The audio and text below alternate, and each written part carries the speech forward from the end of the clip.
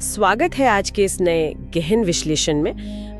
आज हम एक बहुत ही एक ऐसा विषय ले रहे हैं जिसने शायद हम सबको कभी ना कभी सोचने पे मजबूर किया है। आज हम the enigma of Sushant Singh Rajput नाम के एक बहुत ही प्रभावशाली लेख पर चर्चा कर रहे हैं। बिल्कुल, और ये लेख सच में बहुत कुछ सोचने पर मजबूर कर देता है। हाँ, एकदम।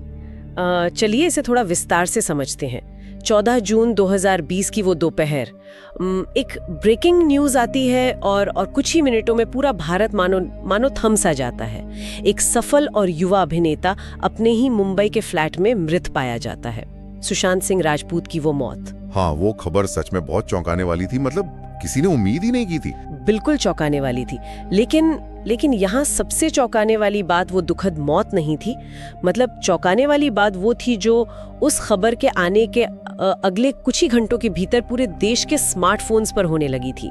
लोग सिर्फ शोक नहीं मना रहे थे, वे अचानक जांचकर्ता बन गए थे। सही कहा आपने। एकदम से सबका नजरिया बदल गया था। और हमारा मिशन भी आज यही है, ये समझना कि कैसे एक ही दिन की एक घटना ने पूरे देश की मानसिकता को झकझोर दिया। हाँ, देखिए, मैं कहूंगी कि ये समझना आज के समय में सबसे ज्यादा जरूरी है। आपने बिल्कुल सही कहा कि प्रतिक्रिया सिर्फ शोक मनाने तक, वो वहां तक सीमित नहीं रही। वो एक ऐसा पल था जिसने सूचना के प्रवाह और जनमानस की प्रतिक्रिया के तरीके को हमेशा के लिए बदल कर रख दिया। जब हम उस दिन के घटनाक्रम को देखते हैं तो पाते हैं कि उस एक पल ने पूरे देश की सामूहिक चेतना को इस कदर प्रभावित किया कि कुछ ही मिनटों में एक बहुत बड़ा मनोवैज्ञानिक बदलाव देखने को मिला।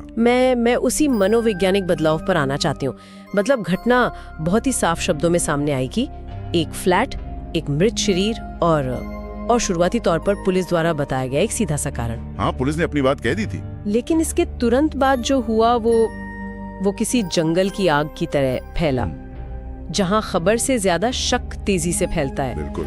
मेरी टाइमलाइन, व्हाट्सएप ग्रुप्स, हर जगह सिर्फ यही चर्चा थी। मेरा एक सीधा सा सवाल है आपसे, अब जनता ने तुरंत एक साधारण मौत की थ्योरी को क्यों नकार दिया? लाखों लोगों का दिमाग अचानक किसी बड़े राज की तरफ ही क्यों गया? यहाँ जो बात सबसे दिलचस्प है वो ये है कि कैसे इस घटना ने समाज में मौजूद एक बहुत गहरे अविश्वास को उजागर कर दिया। मानव मनोविज्ञान में एक अवधारणा होती है जिसे हम प्रोपोर्शनैलिटी बायस कहते हैं। प्रोपोर्शनैलिटी बायस? हाँ। ये क्या होता है? इसका मतलब ये है कि जब कोई बहुत बड़ी या दुखद घटना होती है तो हमारा दिमाग ये मानने को तैयार नहीं होता कि इसके पीछे का कारण बहुत ही साधारण या सीधा हो सकता है। अच्छा, तो हमें लगता है कि बड़ी घटना का कारण भी बड़ा ही होना चाहिए। बिल्कुल।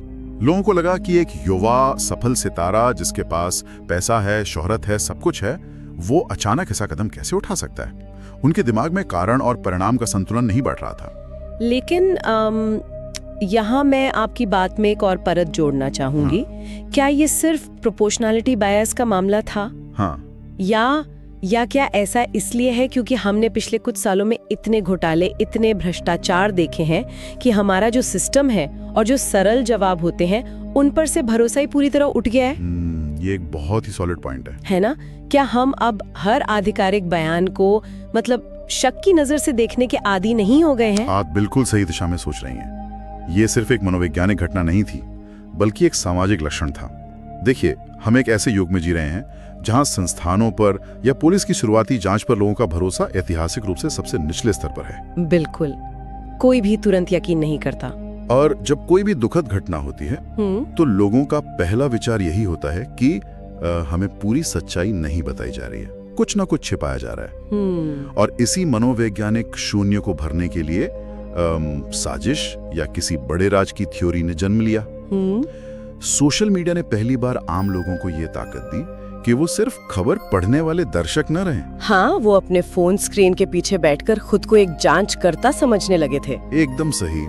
और इस सामूहिक जांच ने एक ऐसा माहौल तैयार कर दिया जहां हर कोई विशेषज्ञ बन गया था। ओह, मुझे याद है, हर कोई अपने अपने तरीके से तस्वीरों को जूम करके देख रहा था, पुराने वीडियो खंगाल रहा था और कड़ियां जोड़ने की कोशिश कर रहा था। हाँ, और जब लाखों लोग एक साथ एक ही घटना में सुराग ढूंढने लगते हैं तो वो तथ्य नहीं खोज रहे होते हैं, वे बस अपने शक को सही साबित करने के लिए सबूत जमा कर रहे होते हैं। यहाँ कहानी सच में बहुत दिलचस्प हो जाती है। क्योंकि जो चिंगारी सोशल मीडिया ने लगाई थी उसे मुख्यधारा की मीडिया यानी हमारे टीवी न्यूज चैनलों ने एक भयंकर बवंडर में बदल दिया। बिल्कुल, एक रोज का तमाशा बन गया था वो। और लेख में भी इस बात पर बहुत जोर दिया गया है कि कैसे जांच शुरू होते ही मीडिया चैनलों पर हर दिन नए दावे आने लगे। कभी दोस्तों पर शक, तो कभी रिश्तों की उलझने, तो कभी पैसों की हेराफेरी। हर शाम टीवी पर एक डेली शो मतलब एक धारावाहिक की तरह एक नया एपिसोड चलने लगा था। अगर हम इसे एक बड़े नजरिए से जोड़ें तो हमें ये समझना होगा कि मीडिया ने दोस्त, रिश्ते और पैसे जैसे पहलुओं को ही केंद्र में क्यों रखा। हाँ, क्यों? मतलब कानूनी चीजों पर बात क्यों नहीं हो रही थी? क्योंकि ये इंसानी जीवन के सबसे बुनियादी और उलझे हुए पहलू हैं। दुनिया का हर इंसान दोस्ती के मायने समझता है, रिश्तों में होने वाली कड़वाहट को महसूस करता है और पैसों से जुड़े लालच को जानता है। अरे रुकिए, तो क्या आप ये कह रहे हैं कि मीडिया ने जानबूझकर मामले की जो कानूनी या फोरेंसिक पेचीदगियां थीं उनको दरकिनार करके सिर्फ उन चीजों पर फोकस किया जिनसे आम इंसान खुद को जोड़ सके? हाँ, मैं यही कह रहा हूँ। मतलब क्या ये वास्तव में न्याय की खोज थी या सिर्फ एक मसालेदार कहानी बनाई जा रही थी ताकि लोग स्क्रीन से चिपके रहें? देखिए, ये एक बहुत ही कड़वा सच है, लेकिन मीडिया उद्योग में टीआरपी ही सबसे बड़ा पैमाना होता है। न्यूज चैनलों का जो 24 घंटे का चक्र है उसे चलाने के लिए लगातार नई सामग्री, नए खुलासे और नए विलन चाहिए होते हैं। रोज एक नया खलनायक। बिल्कुल। अगर न्यूज चैनल वाले सिर्फ ये कहते कि पुलिस जांच कर रही है और फॉरेंसिक रिपोर्ट का इंतजार है तो क्या होता?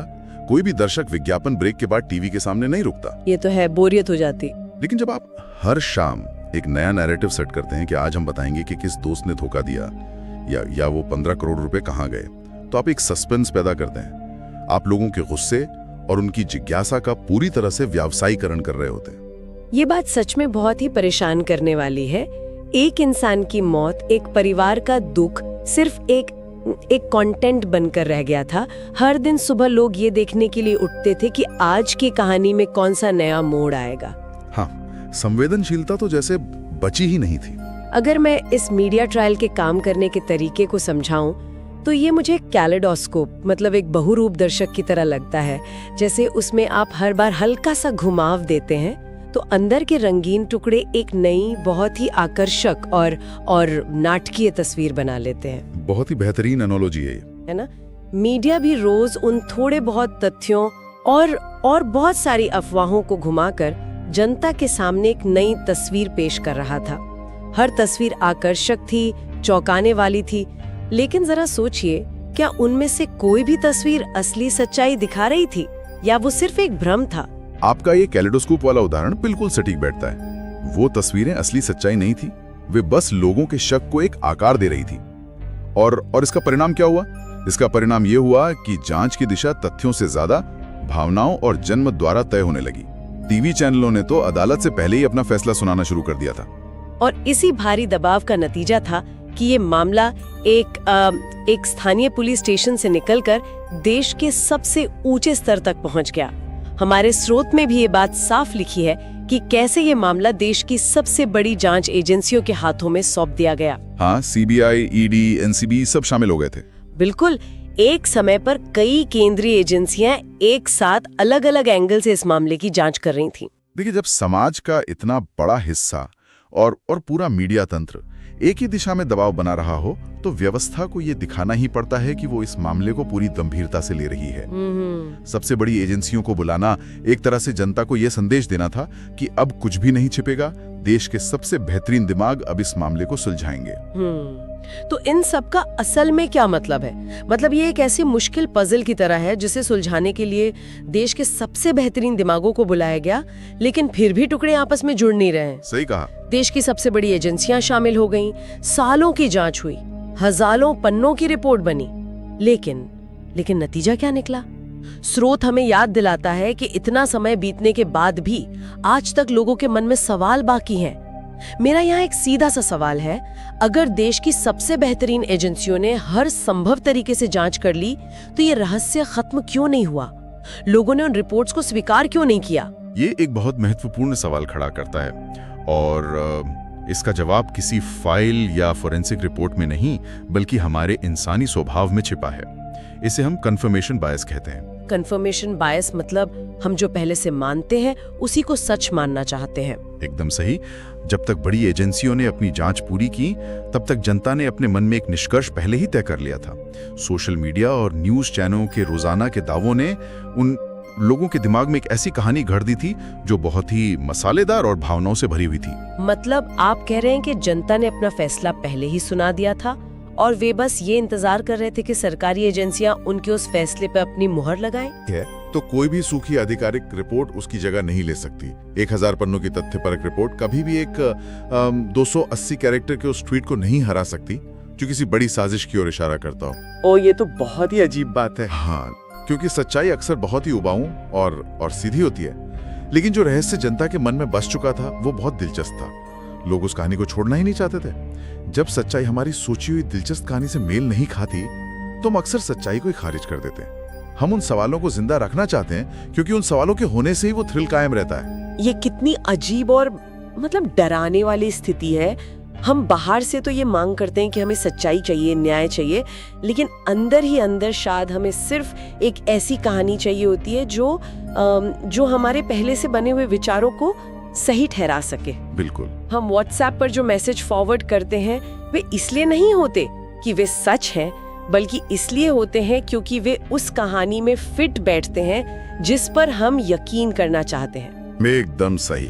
और यही कारण है कि ये केस सिर्फ एक अभिनेता की मौत के बारे में नहीं रह गया। ये इस बात का दस्तावेज बन गया कि उस बंद कमरे के बाहर पूरे देश के मन में क्या चल रहा था। ये दिखाता है कि जब सामूहिक भावनाएं और मीडिया का व्यावसायीकरण एक साथ मिलते हैं तो तथ्य अपनी अहमियत खो देते हैं। तो चलिए इस पूरी चर्चा को एक बार फिर से समेटते हैं। हमने शुरुआत की 14 जून 2020 के उस झटके से। हमने देखा कि कैसे उस एक पल ने अनप्रोपोर्शनैलिटी बायस और सिस्टम के प्रति अविश्वास के कारण लाखों लोगों को जांचकर्ता बना दिया। फिर हमने बात की उस कैलिडोस्कोप की, उस मीडिया ट्रायल की, जहां टीवी चैनल्स ने अपनी टीआरपी के लिए दोस्तों और पैसों को केंद्र में रखकर एक डेली सोप तैयार किया। और अंत में हमने ये समझा कि एजेंसियों की जांच के बावजूद कंफर्मेशन बायस कैसे किसी भी तथ्यपरक रिपोर्ट को खारिज कर देता है। हाँ, ये यात्रा हमें बताती है कि हम सूचनाओं को किस तरह अपने सांचे में ढाल लेते हैं। और यही बात हम सभी के लिए बेहद प्रासंगिक है।